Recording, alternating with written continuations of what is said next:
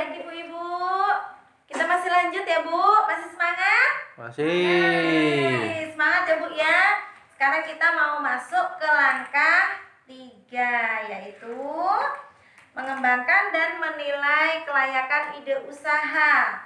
Oke Bu, biar kita semangat, kalau saya bilang seperti yang sudah kita laksanakan sebelumnya, kalau saya bilang uang tidak cukup, apa Bu jawabnya? Ya, diatur dong. Oke, kita mulai ya Bu ya. Uang tidak cukup, diatur dong. Iya, senyumnya dulu Bu. Ya Allah, udah capek ya. Oke, sekarang biar nggak capek, saya kasih film. Kita lihat bareng-bareng ya Bu. Ya.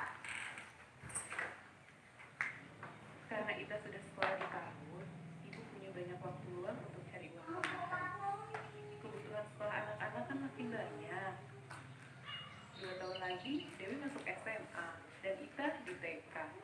Padahal bantuan tinggal setahun lagi, Ibu mau coba jualan ikan, Pak. Apa berjualan ikan bisa untung, Bu? Pasti untung, Pak.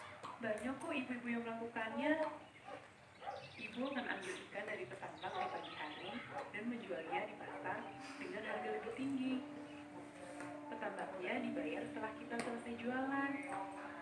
Jadi, kita tidak perlu banyak modal. Ibu kan udah punya sedikit tabungan buat modal, Pak.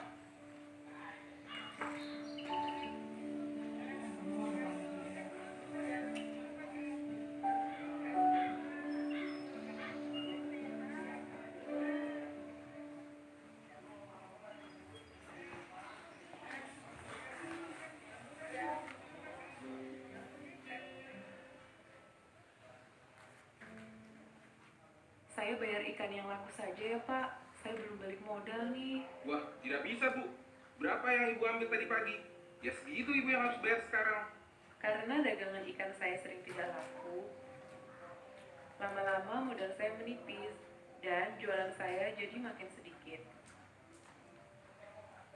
Bahkan saya terpaksa berutang pada petambak kalau tidak bisa bayar ikan yang sudah saya beli. Enggak, kurang aja dulu. Ya, Ibu sudah kita tonton bersama film yang tadi kita sudah simak bareng-bareng, sudah kita dengarkan bareng-bareng. Bu, kita sekarang mau diskusi masalah apa sih yang terjadi pada Ibu Lili di film tadi. Nanti jadi Bu, kita sama-sama diskusi ya Bu ya.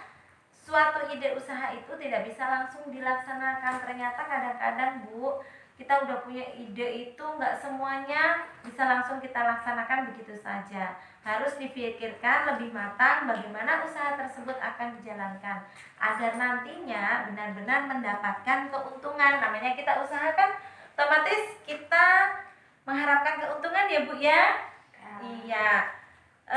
Jadi kita lihat di sini Bu, di di poster di depan sini ya Bu ya. Bagaimana memulai usaha? Kita akan bantu Bu Lili dengan cara mengembangkan ide. Di sini menentukan ide Bu.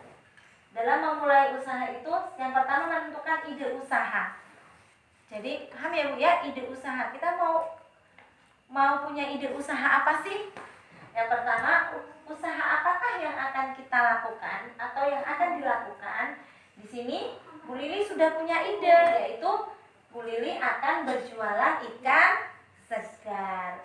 Memulai usaha yang pertama, yang selanjutnya menentukan ide yang selanjutnya, siapakah target pembelinya? Jadi setelah kita melakukan usaha, akan mau usaha apa?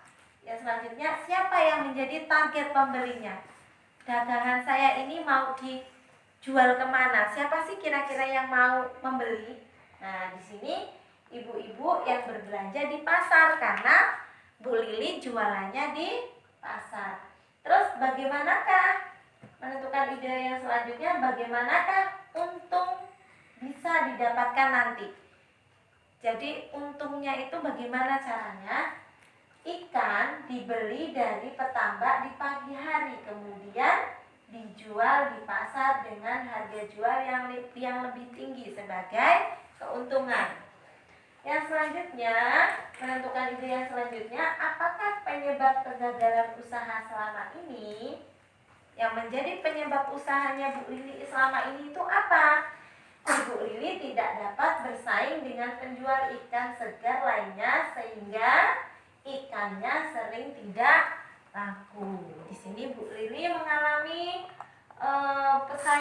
bersaing ketat dengan teman-teman yang lain sehingga Bu Lili dagangannya sering tidak laku. Nah, barang yang dijual Bu Lili tadi sama saja dengan yang sudah ditawarkan oleh penjual lainnya. Jenisnya, kualitasnya, harga jualnya, tempat jualannya, targetnya. Nah, berhubung tidak ada hal yang istimewa yang ditawarkan ibu-ibu di pasar, ibu-ibu di pasar pun lebih memilih untuk membeli dari penjual langganannya masing-masing. Jadi Bu, kalau kita mau memulai usaha itu harus ada sesuatu yang beda dari yang lain. Jadi enggak sama. Jadi memulai usaha yang selanjutnya. Nah, di sini dalam memulai usaha kita harus mengumpulkan informasi. Cara mengumpulkan informasi itu untuk mempunyai ide usaha, Bu. Bagaimana caranya mengumpulkan informasi itu yang sebanyak-banyaknya? Bisa kita sebelum memulai usaha kita keliling dulu, Bu. Kita pergi ke pasar. Apa sih yang di pasar itu yang kira-kira orang belum melakukan? Ya, Bu ya. Yang belum melakukan, ada ide. Kita siapkan ide yang lain daripada yang lain. Kalau walaupun sama-sama menjual ikan, tapi kita punya ide lain dengan cara yang lain supaya si dagangan kita bisa laku atau bisa laris. Terus kemudian kita bisa juga, Bu, bertanya dengan orang-orang atau orang lain. Contohnya dengan pedagang-pedagang yang sukses, yang sudah sukses. Terus kemudian kita juga bisa melihat atau mendengarkan dari televisi atau radio. Sekarang zamannya canggih, Bu, kita bisa lihat lewat internet atau lewat Google ya, Bu ya. Nah, sekarang kita silakan ibu-ibu buka buku pintarnya halaman 64. Lembar cerita 3A mengumpulkan informasi. Nanti saya minta perwakilan dari masing-masing kelompok untuk membacakan setiap satu paragraf. Ya, silakan. Siapa, Bu? Kelompok A. Dari awal ya, Bu. Yang pertama. Kita dengarkan, Bu. Dalam rangka merencanakan kembali usahanya, Ibu Lili pergi ke pasar tempat ia akan berjualan ikan nanti. Ibu Lili mengamati bahwa di pasar sudah banyak sekali orang yang menjual ikan segar. Sebagian besar pembelinya adalah ibu-ibu. Umumnya mereka membeli jenis ikan yang kecil. Terima kasih, Bu Rini. Yang selanjutnya yuk kelompok yang lain. Mewakili, baca yang nomor 2 ya. Ayo Pak, silakan. Kemudian Ibu Lili bertanya kepada beberapa pembeli ikan. Dari situ ia mengetahui bahwa mereka lebih suka ikan kecil karena mudah dimasak untuk keluarga dan harganya juga cukup murah. Namun demikian, sebagian besar dari mereka mengatakan bahwa mereka lebih suka membeli ikan matang agar tidak repot memasaknya. Sayangnya belum banyak orang yang menjual ikan matang. Ayo yang lain, kelompok terima kasih untuk Bapak ini, Bapak ini sendiri ya. Hebat. Ayo yang Ibu yang kelompok lain. 3. Ibu Lili juga mempelajari bahwa harga ikan yang banyak dibeli ibu-ibu tidak lebih dari 20.000 per kilo. Untuk menarik pelanggan, sebagian penjual menjual ikan mereka setengah dari harga normal jika ikan-ikan tersebut belum laku pada jam 3 sore. Sesampainya di rumah, Ibu Lili mendengar radio memberitakan bahwa ratusan ikan dalam tambak di dekat desanya sedang diserang jamur. Akibatnya banyak ikan mati dan tidak dapat dimakan. Iya, terima kasih Bu. Yang satu lagi Bu, kelompok 4. Se- Setelah memikirkan seluruh informasi yang dikumpulkannya, Ibu Lili menyimpulkan bahwa menjual ikan segar akan sangat sulit karena sudah banyak orang yang melakukannya. Ibu Lili kemudian mengubah rencana usahanya menjadi berjualan ikan matang yang dimasaknya terlebih dahulu di rumah. Kebetulan ia sering membantu tetangganya memasak ikan untuk acara-acara pernikahan. Ia akan membeli ikan dari pedagang di sore hari agar dapat harga yang murah.